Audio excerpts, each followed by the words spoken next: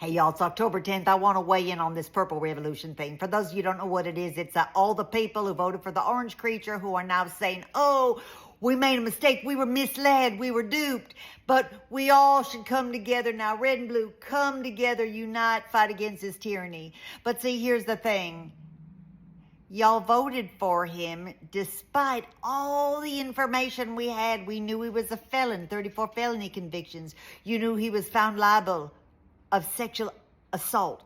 A court found him liable. You knew he refused to peacefully transfer power back in 2021, and then he lied about the election results, entered into a bunch of frivolous lawsuits to try to perpetuate his lies and misinformation. He lost all those suits.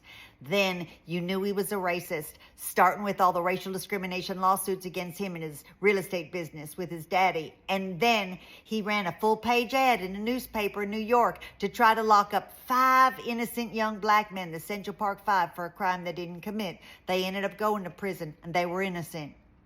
He helped make that happen. And then he demanded to see the birth certificate of a black presidential candidate, trying to suggest that he was actually from Africa. And then, speaking of picking on black people, he said that people from the island of Haiti were eating cats and dogs and household pets.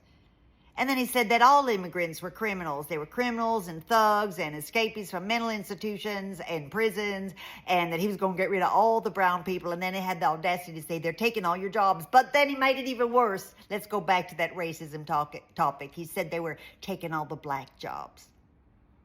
And you know what that implies, that a black person could only hold a job that someone who sneaks across the border and doesn't speak English can do. I mean, in a way, if I have to explain, then you're not smart enough to understand. So, you made the choice. That's what you voted for. There was a very beautiful woman, a brown-skinned, black Asian woman, who told you what was going to happen if he got elected, who told you there'd be tyranny and dictatorship, and she said we need to come together in unity. But you didn't listen. You didn't vote for her. How come? Because she was a she or because she was brown-skinned?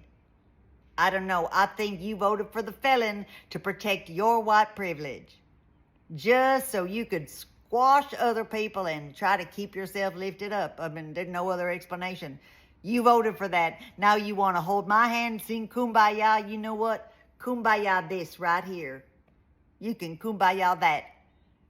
And you're on your own. So that's all I have to say. Some of us, we've been doing the right thing for a really long time. And we're not going to hold your hand. We're not going to sing Kumbaya with you.